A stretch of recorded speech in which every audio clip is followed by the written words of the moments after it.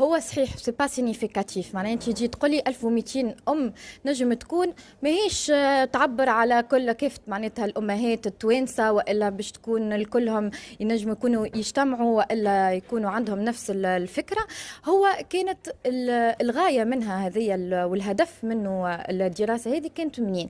نحن بدينا بدراسه عام 2023 على 5837 شاب وشابه اعمارهم بين 19 و 29 سنه. لقينا في وسط الانكيت من النتائج اللي كانت موجوده انه الشباب لي سورس دانفورماسيون، يعني المصادر المعلومات نتاعهم الام والاب غائبين تماما كمصدر للمعلومه.